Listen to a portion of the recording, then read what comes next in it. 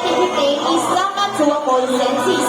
These birds can be found in eastern Indonesia, and they are the largest among the white cockatoos. So, Chaka, there you go. The show was officially started. A round of applause for Chaka with Trainer Mark.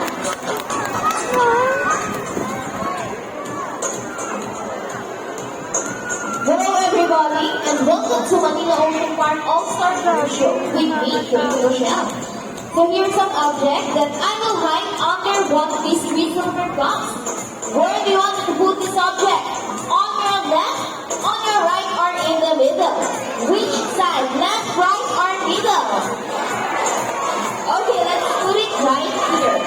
Now, let's go to our exciting bird, Chaka. Dactyl is our sulfur-crested cockatoo. Scientific name is Cakatua galarina. Common inhabitants in open wetlands and forest areas along the eastern coastal. They are very loud birds and can mimic almost any sound. It typically feeds seeds, nuts, fruits, such as durian, papaya, rambutan, and they also love corn. Now guys, it's the last that you'll keep to find a hidden object. If it's yes and well, you can do it. Come on guys, you can do it.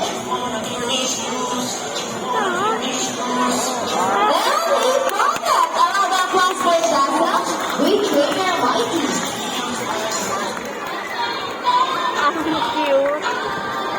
Now our next beauty bird is just like any married couples, monogamous, meaning their mates are partners for life. Pretty romantic, right? But as any couple will assess in relationship, there will always be battles.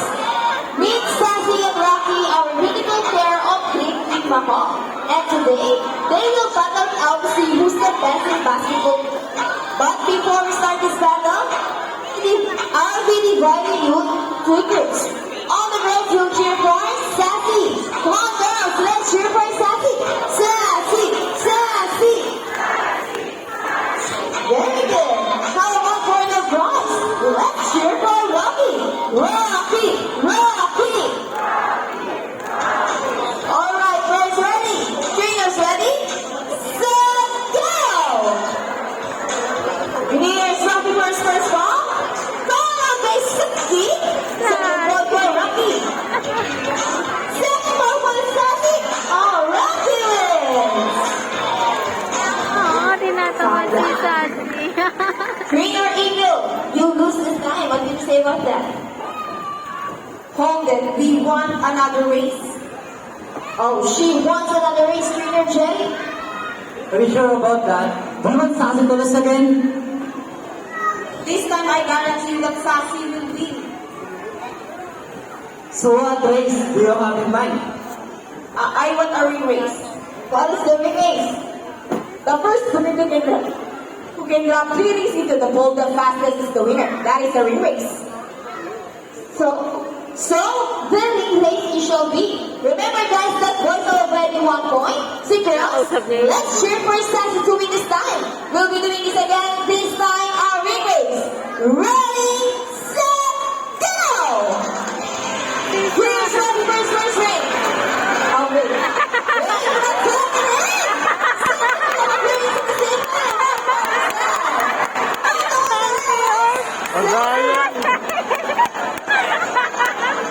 Dilata.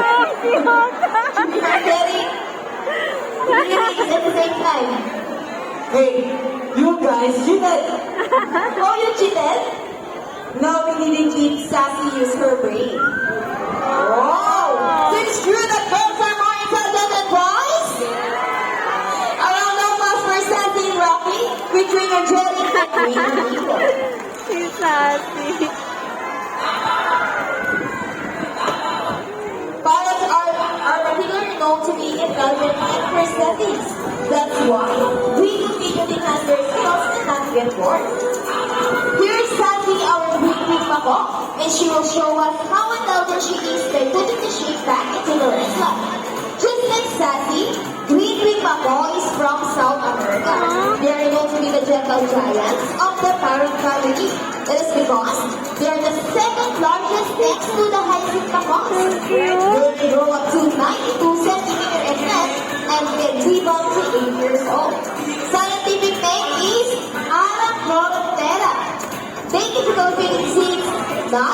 Talino ko din sa and he rounds along Ayan si your back. Sassy. And for the last shake, one Sassy. Let's go, Deborah. Nalilito A pa round si of applause for Sassy. Between your fingers. Sassy. Now guys, rule man. Everyone here knows audition, right? Because this next part of the program will leave people baffled in a maze, even the screeners. Do you think we're gentlemen? But before calling our mathematical wizard, I need two numbers between 1 to 15. So any numbers between 1 to 15? What number? 5? So the first is 5. How about the second number? 8. So the second number is 8. So the equation is 5 plus 8. But before we go in our mathematical wizard, trainer JP will shuffle the numbers. Use when you know. What's the chance it will snow when you bet? And you Okay, ready? Now let's go in our hybrid Macron. Rocky! Na sila. Wow, look at that. Got a beautiful entrance. Trainer JP, is Rock ready? Go, Rocky, solve the equation for us. So once again, 5 plus 8. And we get the first number correct. So what about the second number? Well, Rocky loves numbers. Okay, Nick is calculating. Oh, Number 3. So 5 plus 8 equals 2. 13. The round of applause for Rocky with trainer Ang JP. galing. Paano niya nalaman yun? This time, I need a volunteer with 500 pesos bill. Anyone here who wants to be the lucky volunteer for the game? Just raise your hand. And trainer April will choose one. We need an adult. Bawal mo ang bata. Once again, with 500 pesos bill. Okay, just one. You will notice our friends in our show are mostly parents. Wala tayong Wala nang cash. Fast, bonding, colorful, and musically inclined. They have good memory, and they can remember even the small things. Come here, Mom. Please join me here on stage. First off, what is her name? By the round of applause for Miss Jenna. Can I have your 500? Okay, please follow me. So, ma'am, all you have to do is stand right here. Facing this way, extend your left arm just like this. And I will put your money between your fingers. So, ma'am, do you know what will happen next? Any idea? No?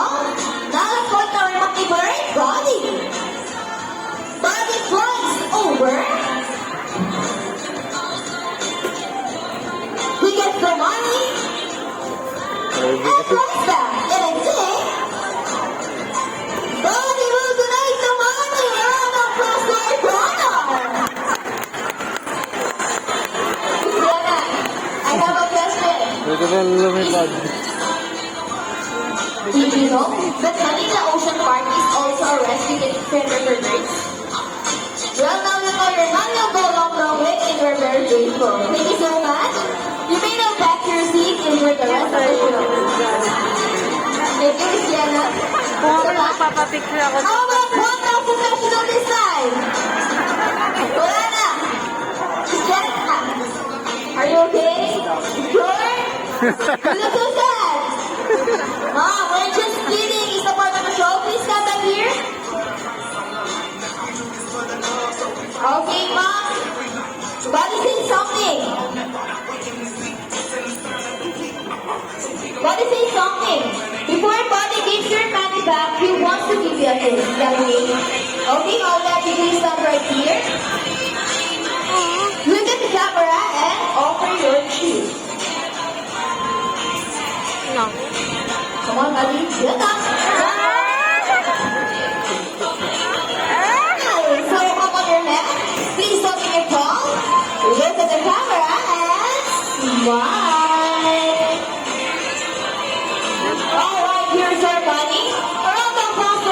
volunteer. Aw. Now that you have met our colorful and intelligent parrots, we would like to show you another species of birds here at Manila Ocean Park. Birds of prey, also known as raptors, hunt and feed by other animals. The term raptors came from the Latin word raptere, meaning to seize or take by force. These birds are characterized for their keen vision that allows them to detect prey during flight. They also have powerful talons and beaks. Ladies and gentlemen, Magpayo ka na to. please look your back. Presenting Baka di siya our makakita. building eagle of here comes home. Scientific names, water princesses. These birds can be found in the mall. Some are naked, guanas, and possibly invisible. And let's all welcome our brownie guy. Here comes the brownie guy, also known as the youngsters. Oh, baby! Ayun na, baby. Birds are round brown. These birds can be found in India, Indonesia, Bangladesh, Pakistan, along China, and including here in Philippines. And here Ayun na! they locally Ayun na! known in the science region. Ayun! And as you can see, we have our roaming Ayun na, baby! They're generally great, since nest and game. Ayun na, baby! Around the clock for raptors and Ayun na! here in Manila Ocean Park, we believe that there is hope. We only not try to take care our friends in the sea, but also in land and air as well. Now guys, Ayun na pala. who knows the 3 R's? It's reduce, reuse, and recycle. Very good. So once again, here's God and Rocky to show us the proper ways to dispose of it.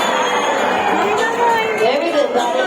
It's right. If the words can do it, so can we.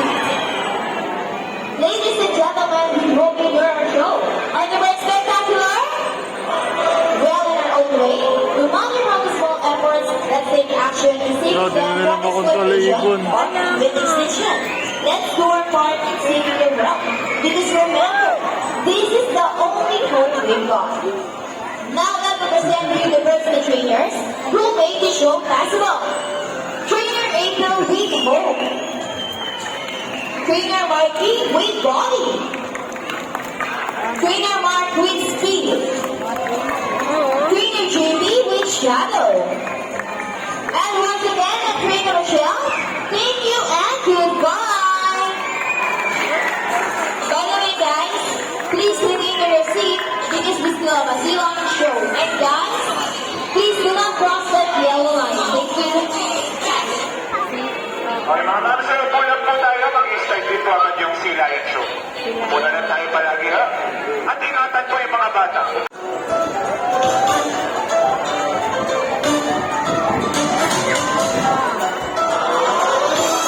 Ah, ang laki pala niya, baby.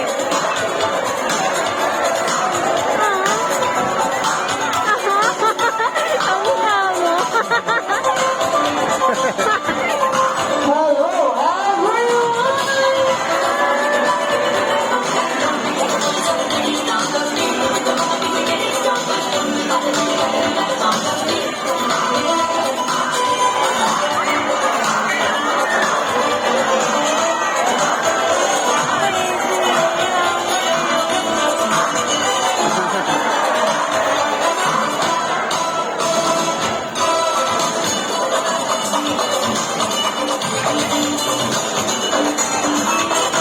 Wow, what a beautiful answer!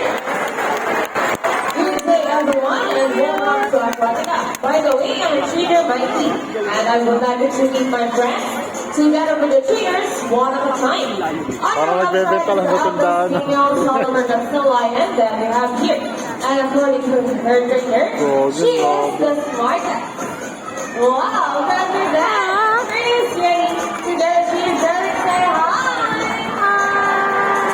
One on the other side is the youngest female South American lion that we have here. And according to our trainer, she is the cutest. Turning side up, together with Junior JB, say hello. Now let's continue. So guys, you have have any idea what their dolphin or feathers really marine mammals? Any idea? Do they have feathers? Well, let's ask them. Ladies, do you have feathers? The answer is no. It's actually because of their front flippers, which are shaped like a bird's wing. See those? That their fingernails will also be translated as wing-footed, since their flippers look somewhat like wings. In fact, they are fit to fly underwater as they swim from base to base, right, ladies? And did you know they are often mistaken as seals because they look very much alike? But some differences between a seal and a sea lion is the fact that they have either front flippers. And they also turn their back flippers, something seals cannot do. As a result, they can walk upright while on land. And that's a fine demonstration. How about a round of for Yenny and Ayla? Anong meron sa balat mo? And guys, you know what? They have this long and flexible neck. Parang may Flexible? Well, check this out. Kamot. So flexible, right? Another round of applause. Come on, as you can see, their body is covered with a thick coat of short bars here. And their whiskers help the sea lion sense of touch. They can eat their fibers, which make them sensitive. Wow, they smile. Ito na yung side. Hey! They also use their whiskers to aid in navigation, or detect vibration or break the water. They have a small external ears to give them a sense of viewing, blow off, and the blue the water surface. Sea lions, like every mammal, can see over the bottom and underwater. They have a keen eyesight, but no color vision. In the wild, they have a water close to shore, rock with animals, and have a preference for rocky beaches. They have excellent abilities, which can easily scale rocky cliffs. These are rock livers. Now, let's talk about their swimming abilities, and let's start with Aina. Sea lions are general groups around 11 miles per hour due to the rolling movements of their front flippers, while their back flippers are stretched out behind their bodies, functioning as rudders for steering. And that is their normal swim. Nice and easy. They sound ranch in JB. But when chasing their prey or escaping from predators, they can achieve a burst without too ready. 25 miles per hour. Wow, look at that. That's so fast. Seven miles per Yenny. That's smartest. Wow, nice slide. And another one. She serves it. Now, here's an interesting story about our sea lion. Did you know that the U.S. Navy has trained a few of them in environmental operation? Yeah, that's right. They're able to hold their breath for up to 20 minutes. And they can dive hundreds of feet. Abilities that even the best Navy diver would be envious of. And since they cannot be detected by radar underwater, they're not recognized in the void underwater mine. Ladies, cheers! Are you ready? Well, let's see. Now let's watch. Are you ready, guys? 1, 2, 3, 4, 1, 2, 3. This time, could you please learn so I friends? Ready, salute, and I count of 3. Everybody please salute, and let's make this one up. People on the ground, are you ready? Come on, guys, I can hear you. Are you ready? Now let's go. 1, 2, 3. Salute, everybody. Wow, thank you so much. Well, sea lions are also used to search and recover equipment from the water. H2O, bag, but first, the reef. Go ahead and get reef to our breath. And very good. A round of for Yin and Aina. Wow, excellent work, ladies. And another one. For it. So, Peter, what's next? A ball? How do you think they get the ball? Let's play.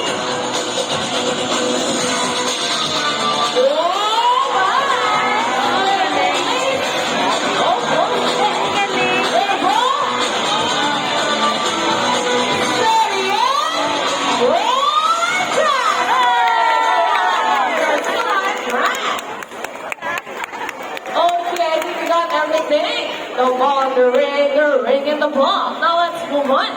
You know what, guys? Here at Manila Ocean Park, we have 5 South American still lying, consisting of 4. Lady GB, Ira's something what she wants. Fish, okay, give her some. Can I continue now? Okay. As I was saying, here at Manila Ocean Park, we have 5 South. Lady GB, Ira's something again. Maybe she want to say something. Okay, come on, Ira.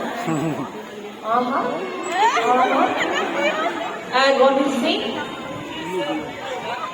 She said we are not yet done, and why? Oh, there's one more missing object. Are you sure about it, Ira? Okay, well, let's ask Yenny. Yenny girl, is there one more? No more? I think I would ask the audience to be here. Hey guys, is there one more missing object? Are you sure? Oh no, you mean Yenny is so sad. Dapat kayo. Hey Ira, catch it up, it's that. If there's really one more missing object, could you please tell Yenny what that is? It's a gun. Are you right, Ira? Well, I think it's a mission for us to search that missing gun. Let's go! Bomb it up! It's a mission impossible!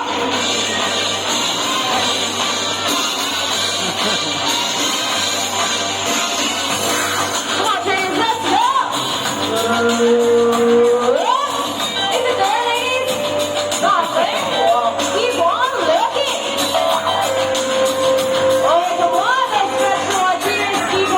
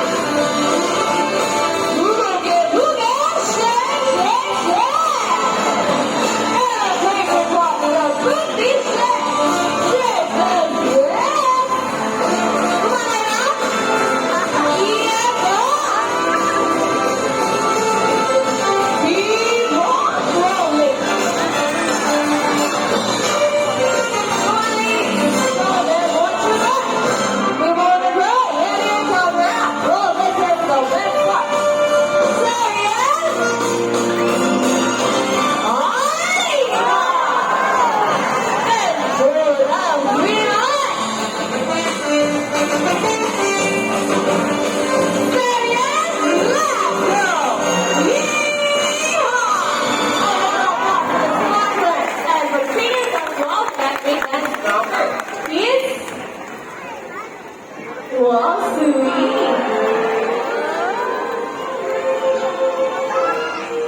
Thank you, ladies and cheers. Hindi ko nakuha. We all know being black. And after here at the bottom of the new one, right, South American Hawaiian, Yenny and Ira. And we also hope that even after you leave, you will take this experience with you wherever you go. And remember that what you hear on that will affect our friends. No, nalunod. Hawaiians like every mama cannot survive the tropical environment. So let's keep our surroundings clean. Aside from all this, there are many other threats to survival all over the world, such as climate change and illegal mining. We can learn more about this inside our own scenario. Always keep in mind that we are the stewards of our planet and earth. Each one of us is unique. Who understands the value of serve? All the inhabitants of our Mother Earth, including ourselves. So I'm the community trader Jeremy. I like to the TV, and all of us here at the podcast that are also part. We would like to thank everyone for visiting us here today. We all hope you enjoy, and visit again soon. So take care and have a nice day. See you next time. So on, friends. Bye. And other guys, who want to know more photos for Hawaiians and birds, please approach our friend number over there at the exit area. And again, thank you for watching.